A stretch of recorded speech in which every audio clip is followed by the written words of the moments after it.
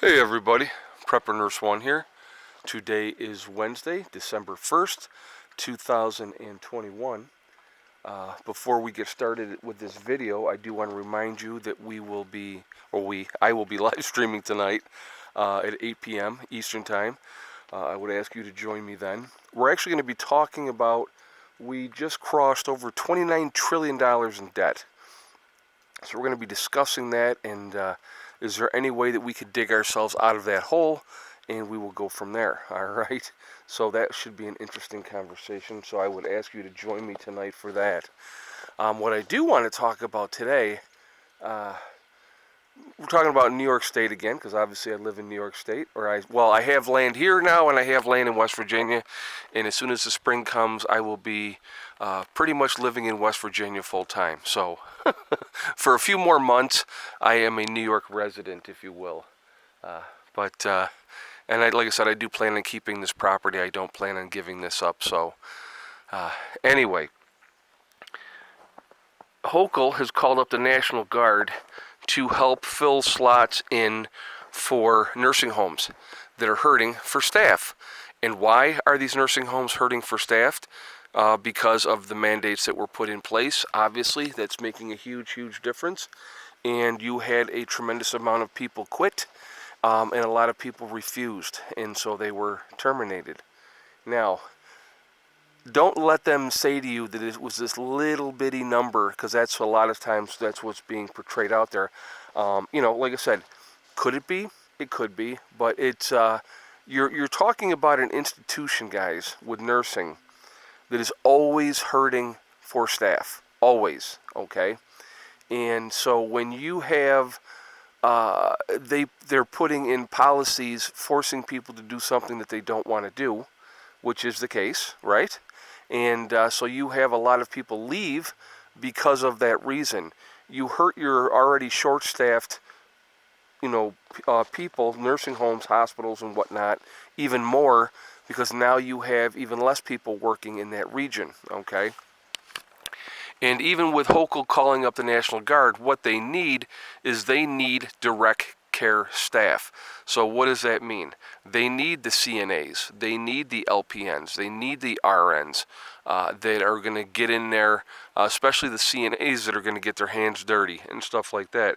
So with her calling up the National Guard, excuse me, to try to fill in some of these slots, it's going to be very difficult to do because they may not have those skill sets to be able to do those different things. And EMT is not going to be really good at going in and doing patient care. I'm just telling you right now.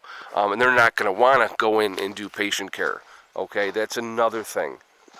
And when you call up these guys, and I want you to think about this as well, so when you call up these National Guard members that may have some nursing skills, you're taking them from jobs where they're using their skills there for that job, and now they're being pulled to go to someplace else. So now that place of business suffers because of that. So it's not a win-win situation, it's a lose-lose situation. And so that is what's going on with that. It's really interesting. You're not hearing a lot about it, of course, but I can guarantee you this. If you talk to the family members, there's Miss Hella sitting out there. She's so pretty. If you talk to the family members of the residents of these nursing homes and stuff like that, they'll tell you how short-staffed they are. The workers will probably tell you how short-staffed they are as well. It's a bad situation that they've done it to themselves. Oh, and let us not forget. Okay, let's not forget this too. So, with Hochul calling up the National Guard and bringing them into these nursing homes to work for people that have been let go because they would not get the shot, right? The National Guard doesn't have to comply and get the shot until August of next year. So what you're essentially doing is you're bringing in people that don't have the shot to replace people that didn't get the shot, who got fired because they wouldn't get the shot. It makes a lot of sense. I think that makes perfect sense. That's the way these people think. They don't think that, and that's the problem.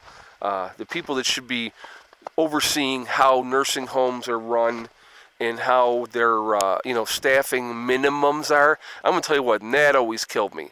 staffing minimums. We were at staffing minimums. We could be at this level, which is like ridiculous, which means your CNAs are running like chickens with their heads cut off.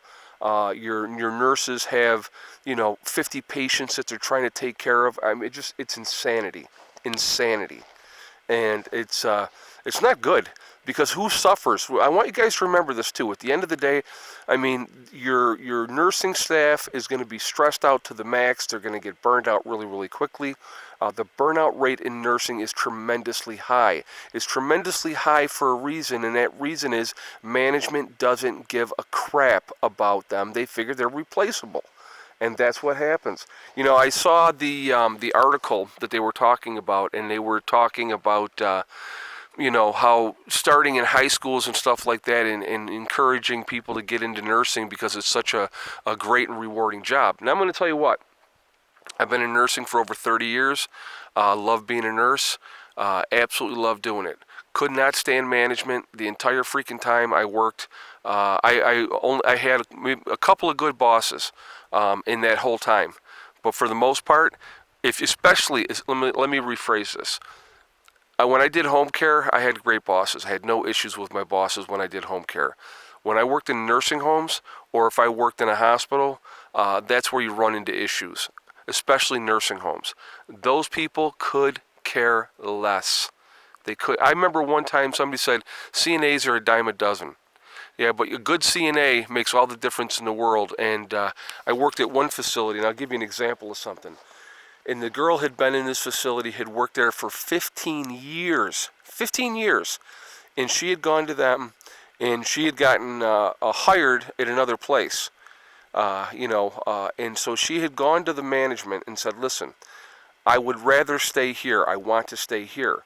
But if you can meet their price, I'll stay. They let her walk, just because they're greedy and they could care less. And they lost a fantastic aide who was just wonderful. The other staff liked working with her. The patients loved her. The residents loved her because she was that good, and she really, really cared. But like I said, management just doesn't care. They just don't. And it's sad because, like I said, it affects everything all the way down through. So when you have these mandates went into effect, and you had a lot of people said, no, I'm not doing it, and so they've left, it's very difficult to replace these people. And when you have a job that realistically can be very, very thankless.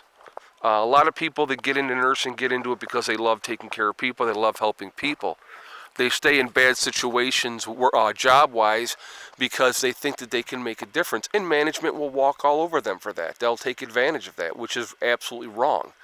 So they take advantage of somebody that has a compassionate heart that wants to be there to help people, and it's a terrible situation. It really, really is. I could go on and on.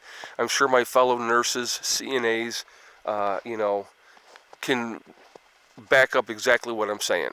I've talked about this several different times, and you've seen it in the things. But what they're saying is they're trying to encourage all these younger folks to get into it. But what ends up happening is they get into it, they realize that they're treated like garbage, and they go, I'm not doing this.